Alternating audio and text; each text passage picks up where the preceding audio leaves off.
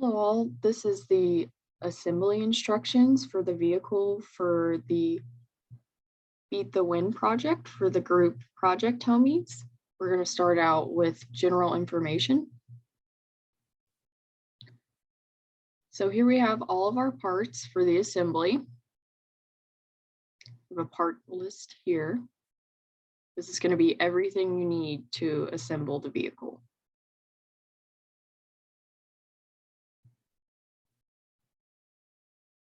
So we're going to start out with the main frame.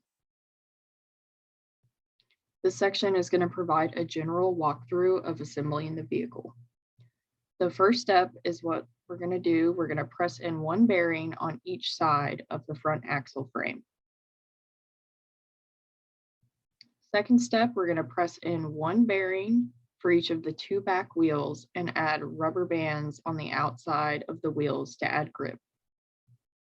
As you can see, they're already inserted here on the front axle frame as well as the wheels. But if they were to come separately, you're just going to press those in there.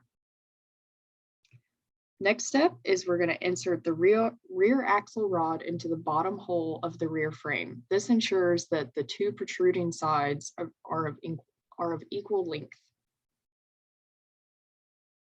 Next, we're going to press in one bearing into the top of the rear frame. Next step is we're going to slide the metal pin through the hole located on frame arrow 1. Next, you're going to add the large washer onto arrow frame 1 after the metal pin. After that, we're going to carefully slide the spring onto frame arrow 1 so that it is resting on the large washer.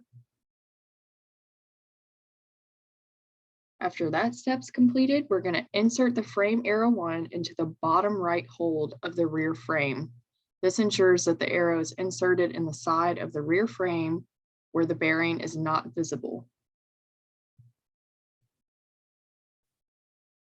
And what we mean by that is up here, you have the top of the rear frame. So what we're saying is on the opposite side of where this bearing is visible, you're going to insert frame arrow 1.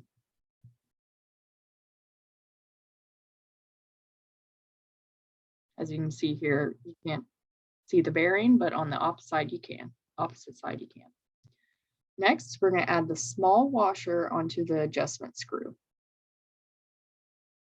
After that, with the small washer added to the adjustment screw, you're going to insert and twist the adjustment screw into frame arrow 1 through the rear frame. Next, you're going to insert the frame arrow 2 into the bottom left rear frame hole. Press until the end of the arrow can be seen flush with the back of the frame hole. Next, once frame arrow 2 is flush to the back of the rear frame, you're going to insert and twist the Phillips screw until the screw is secure into the arrow end. After that step's done, we're going to insert the opposite ends of the frame arrow 1 and 2 into the right and left holes of the front axle frame.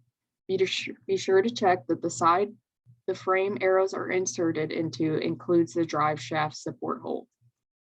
This is the drive shaft support hole right here. So you want to make sure the place that you're inserting the arrows is on the same side as that drive shaft support hole. Next, we're going to build the subframe.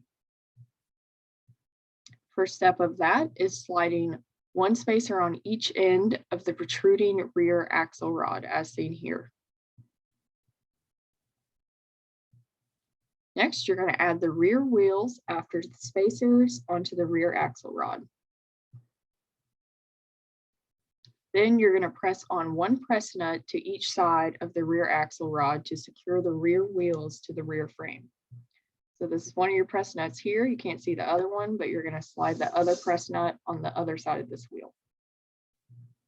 Next, you're going to invert the vehicle to start front axle rod and front wheel assembly, which is right here. You're going to twist on the front axle rod gear onto the front axle rod.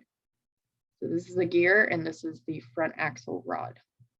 You're going to orient the flat back side of the gear towards the right side of the inverted front axle. What we mean by that is make sure the gear teeth are facing towards the left of your vehicle. After that step's completed, you're going to slide the front axle rod into the right bearing hole of the inverted front axle frame. Push the front axle rod far enough to the right that the left end of the rod can be lined up to the left bearing hole of the inverted front axle frame. Confirm that the protruding lengths of the front axle rod are equal on the outside of the front axle frame. So essentially what you're doing is you're just sliding this front axle rod in between these two holes right here on your frame.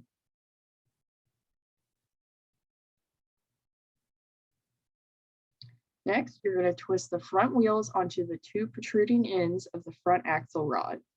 After that's completed, you're going to add rubber bands to the outside of the front wheels to increase grip.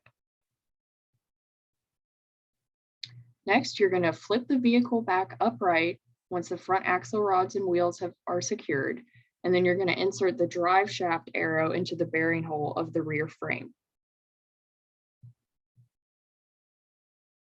Then you're going to slide the drive shaft arrow down towards the front axle frame till the end of the drive shaft arrow touches the front axle rod.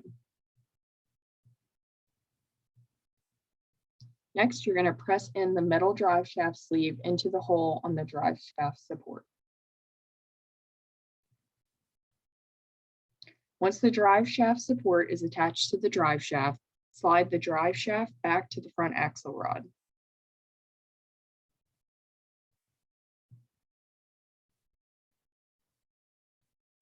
Press the rectangular side of the drive shaft support into the rectangular drive shaft support hole located on the front axle frame. So you want to make sure your drive shaft is through this drive shaft support right here, and you're going to insert that into the drive shaft support hole located right here.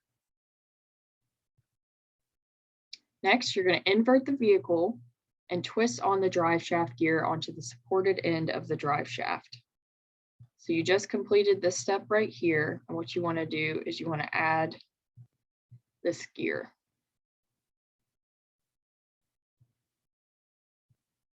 Slide the drive shaft forward till the drive shaft gear's teeth are lined up to the teeth of the gear on the front axle rod. Push the front axle rod gear to the left till the two gears' teeth are lined up and meshed together. This is one of the meticulous steps. You want to make sure for the vehicle to work that these teeth are lined up correctly. Next, you're going to flip the vehicle upright. Then you're going to twist the propeller onto the rear frame end of the drive shaft. Next, you're going to add the foam bumpers to the front end of frame arrows 1 and 2, as seen here.